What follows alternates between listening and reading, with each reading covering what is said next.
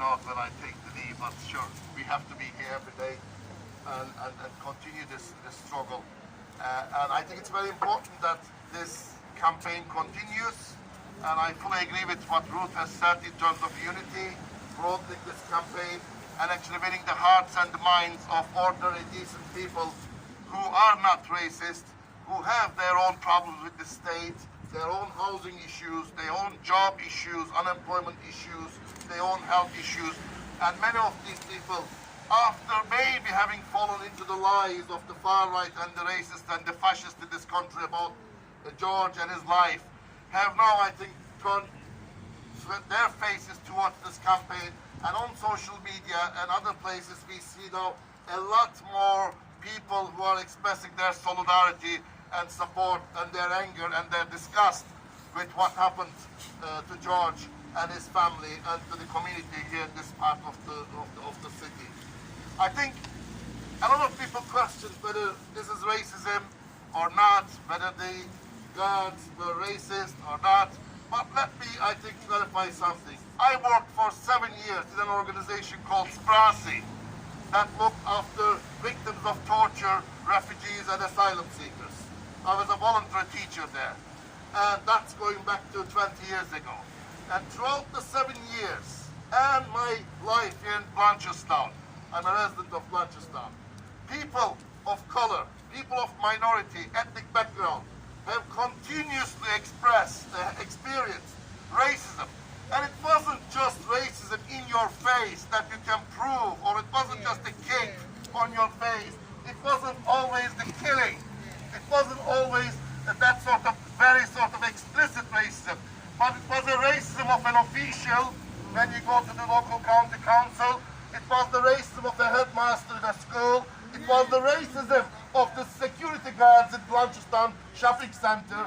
It was the racism of a very sinister, cynical nature that you went home, we went home, and couldn't sleep that night in terms of because our blood was boiling, but we couldn't read it, prove it, express it, and sometimes find solidarity about it.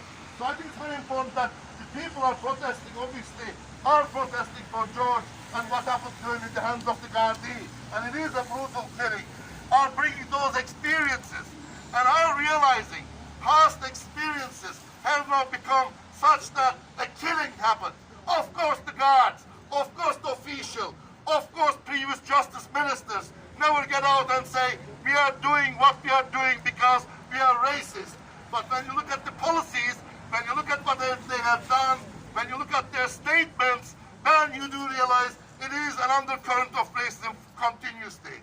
Why would, for example, a Fine Gael mayor in Naas say, I will not represent black Africans, and then say, but I'm not racist? Why would a mayor in Limerick say, every migrant losing their jobs should be deported immediately, but I have nothing against migrants? Will they ever admit in the USA that they killed George Floyd because they were racist? They will say they killed him because he will resist arrest by the police. And they will also say he was a criminal because he was passing a $20 fake bill. So racists never get out there. Racists never do something by saying they are racist. Racism is an historic reality of migrants, people of color, and people of minority background, and people of other religions, etc. So I think we need to understand that, and on that basis question what happened. And on that basis I think demand, the only way our minds will be put at ease is if there is a public inquiry, not GSOC, not Garda investigating Garda and passing judgment on Garda, public inquiry where representatives of the community have a say and there are tangible, real outcome from that public inquiry. It's not a bureaucratic process where all sorts of legalistic stuff, shit, if I may say so, is thrown into it, and at the end of the day, it's boiled down to, oh yeah, we just need to change our training manuals. Oh yeah, we just have to alter the procedures, etc., and things continue on as they are. No, we really need real accountability. That has to go as high as Minister for Justice. Yes. It has to. preside over a department whose members are killing a citizen, a resident in this country, needlessly so. You can't just simply say, isn't that tragic? You have the responsibility, accountability. People who for-profit TDs are very willing to talk to the community members here, and these are the TDs that Ruth Coppinger was part of the, when she was a TD, part of the People for-Profit Solidarity Social Party grouping. And there are TDs in the Doyle. There are MLAs in the north. Remember what happened with KSNI and the Black Lives Matter protest in the north, who are willing to bring this at that level and force the government, force their hand to take actions and establish a proper inquiry about it, rather than just words and rather than just meaningless stuff that has no benefit to the community. And finally, I'm also a trade unionist.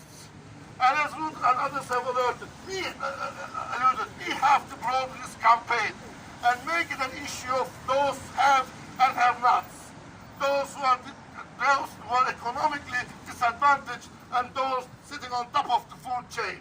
And I think we need to bring this to communities, to workers' unions, to schools when they're open, to other organizations, in order to popularize our demands, number one, but also establish an ongoing network of solidarity so these things do not become a regular occurrence. People say, Garda was never racist in Ireland, they never killed people for racist reasons like in the USA. Maybe we should say these protests are actually in order that this doesn't become the future. Yes. It's not just about what didn't happen in the past. Yes. It's about what will not, should not, cannot happen in the future. So I like to bring this campaign, this month, to my trade union and would like to get a statement of support and solidarity from my trade union, and I hope I will get that. Because it's very important that workers in the community, in the wider country understand that and they show their solidarity. And finally, we need to establish links of anti-racism struggle. We need to actually stay in contact. We need to be together, regardless of what our views, colors, religious or political views about the world might be.